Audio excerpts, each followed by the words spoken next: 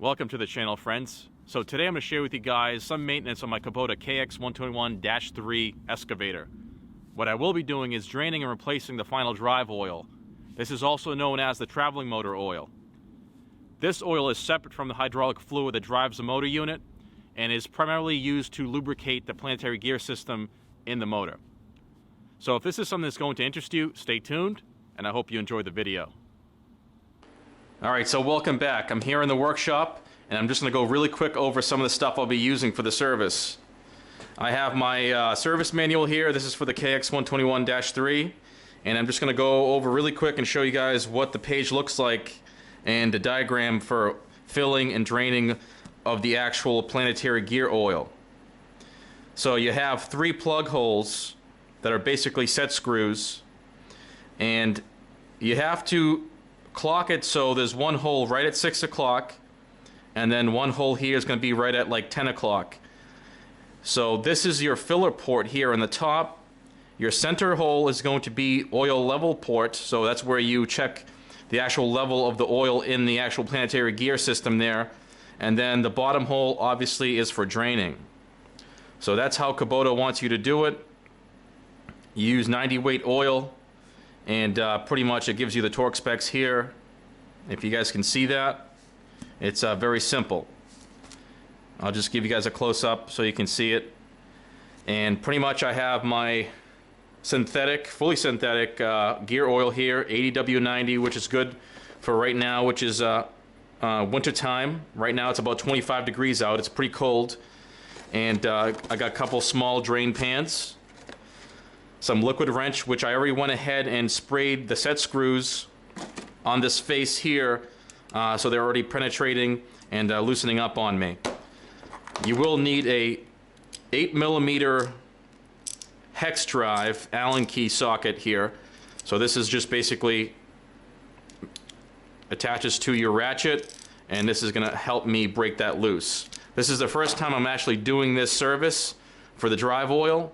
So we're going to see how tough those set screws are on there. Toothbrush just to break loose some of the crap in the set screws, and obviously a pick for the same thing, just to clean out the area for the hex tool here, so I can get in there and get a good bite on it and not want to round it off, basically. So big drain pan, smaller drain pans, because it's going to be tough to get it underneath. It's this really confined area. And this is where I'm going to drain out all the old oil, and then I will go ahead and dump that out at the transfer station. And that's pretty much it. It's good having the service manual, because you can come back and always reference it and make sure you're doing the whole process correctly. I like having a service manual for all my equipment. And pretty much that's it. I mean, right now in the workshop, I went ahead and tuned up and sharpened 2 of the chains on the chainsaw, and I took care of that. I cleaned it up. Right here I still have, if you can see here, this is fresh paint on this attachment. I made this from scratch. There's actually a video on it. This is an attachment for the excavator for the forks. So I made a custom set of forks. I basically put them on the bottom of that I-beam, and then I can adjust them any which way I want. I can go up to 7 feet with it. This is my universal mounting plate that I made from scratch here. I bought the Kubota quick attach ears or brackets, and then I made this plate myself. I made all this stuff. These are just hard stops for the forks. That way the pallet doesn't slide back too much. And these are just part of the clamping system. I have everything drying right now. These are grab hooks for the front and rear of the universal mounting plate. And pretty much I went ahead and got all the kinks out of the system, make sure everything works the way I like it. And then I went ahead and hit it with 2 coats of primer, and then I hit it with 2 coats of Kubota gray paint. So it's looking good. Right now I'm just letting it dry for at least a week before I start assembling it and you know, putting it all together. I don't want it to all scuff up, because the paint is still kind of soft. I really want this stuff to harden first before I go ahead and leave it outside and put it on the machine. And right here are the forks. So pretty much they're 4-foot forks, and they attach to the bottom of the I-beam right here with the clamping system, which will just pinch it down on the bottom profile. And essentially I have a set of forks on the excavator, which is extremely handy here on the Homestead. So that's it for projects right now in the workshop. I'm really happy this is done. This is a huge thing for me. It's allowed me to pick up pallets and things like that, firewood, all sorts of different things. It really opens up the possibilities. But let's get to the final drive oil draining and servicing.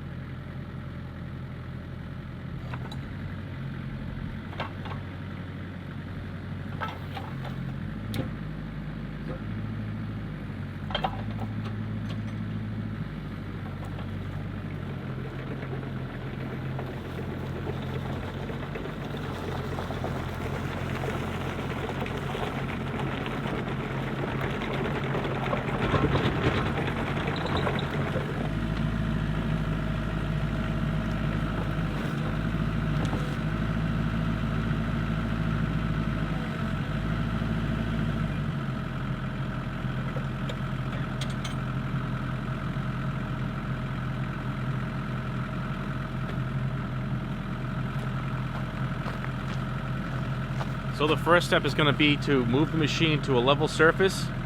That way the fluid levels will be correct.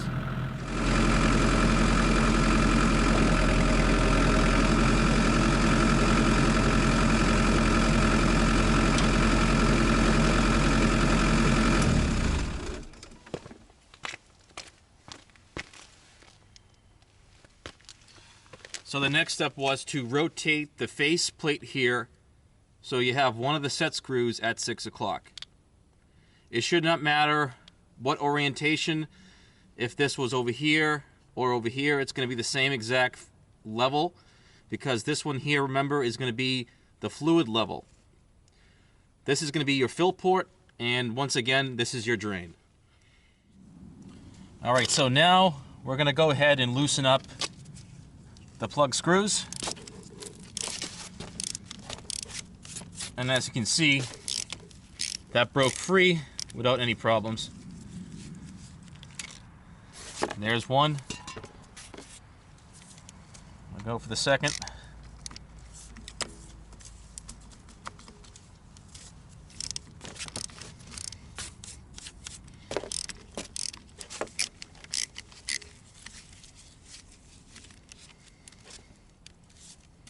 There's two. And then for this one, that's why I have these smaller trays, because it's somewhat of a tight fit here. And I have two of them, that way I can pull this one out as it starts filling and then put it right into this container I have.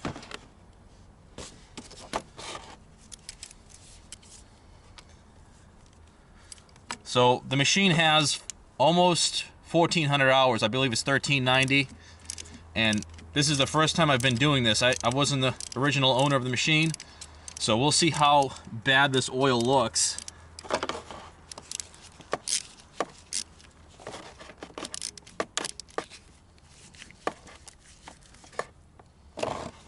Oh, it's pretty sludgy. I don't know if you can see that, but there's a strong metallic flake in there. A lot of metallic particle in the fluid itself.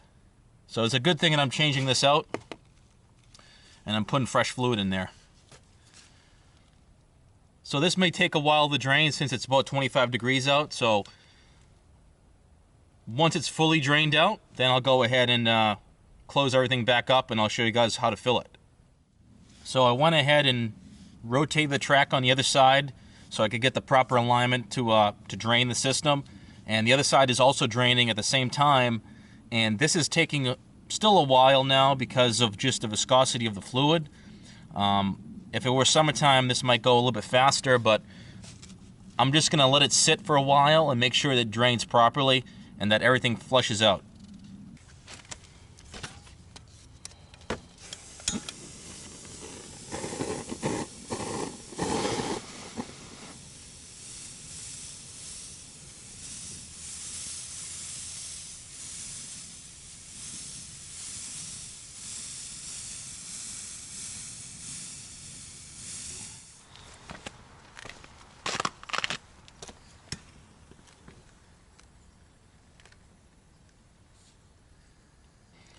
Alright, so it looks like it's pretty much fully drained. Both sides are drained.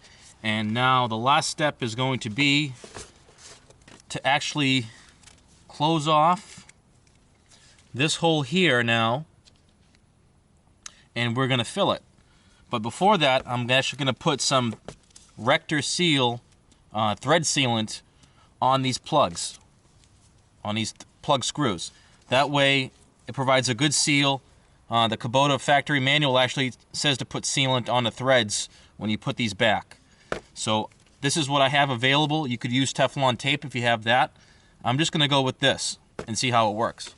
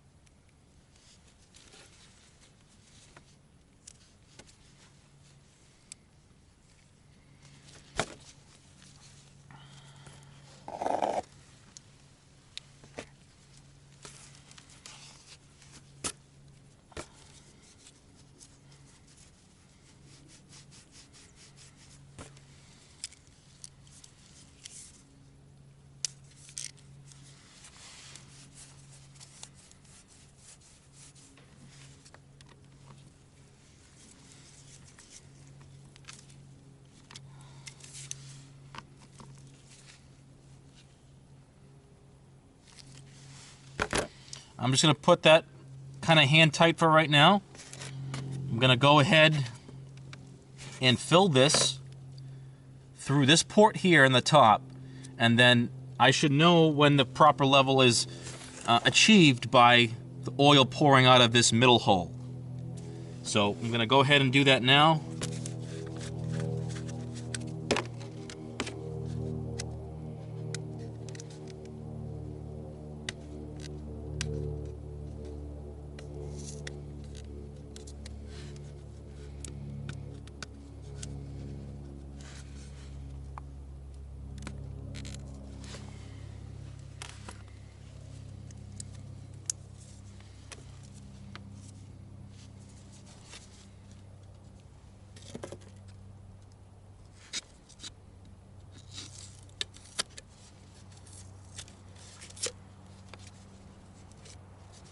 I want to do a review on my Benchmade 940-1.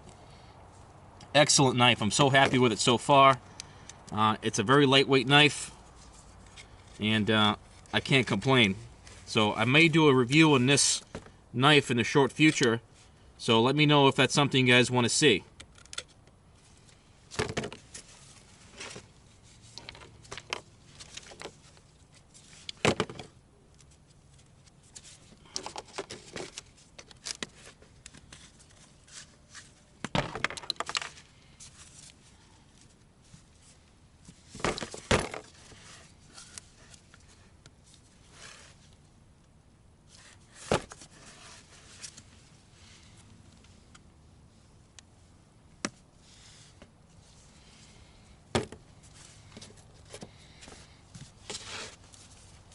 So, right here, right in the fill hole, And we're just going to keep on pouring it in until it pops out of the middle hole here.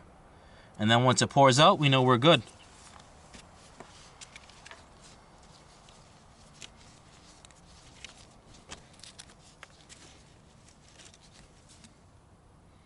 This should take about half of this quart here. This is 1 US quart, this container. So just keep on squeezing it in. I'm just going to go ahead and clean this off.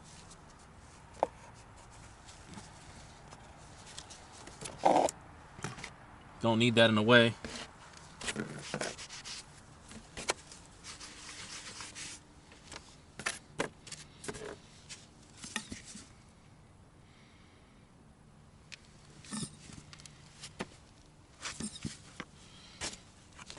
I have to cut this a little more.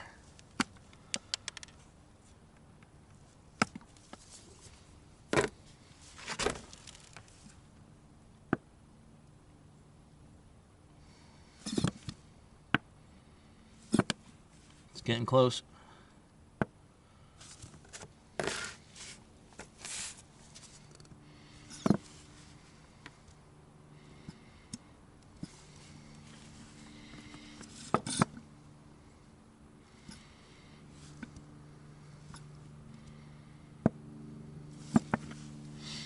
All right, so that is the sign that shows that we're at the proper level and we're good to go. Pretty much, now all I have to do is plug these holes up, same way I plugged up the bottom one here with the thread sealant, and we're done. And then I'll go ahead and do the other side, and the machine is completely done for the final drive oil service.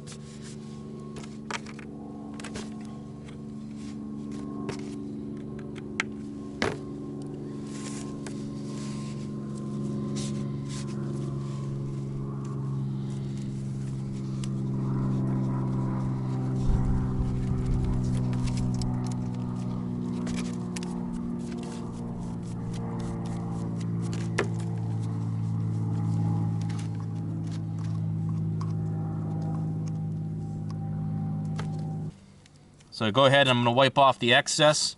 I don't want it to sit on the inside, so I'm just going to go ahead and now pull this out. I have clean threads, and I can plug this up. Just hand tight for right now. I'll come back and torque that to the Kubota specification. I will need to convert over Newton meters to foot-pounds, but I will come back later with a proper torque wrench and take care of that. And then just one more left here, and I'm done.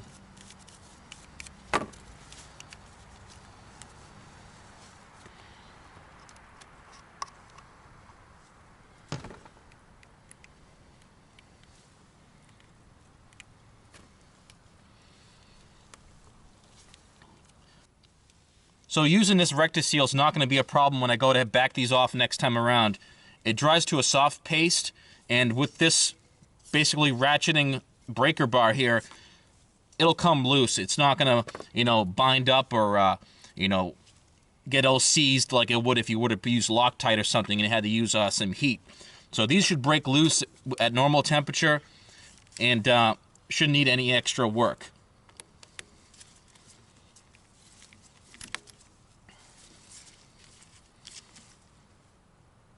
Hand tight. That looks good. I'm happy with it, the way that looks now.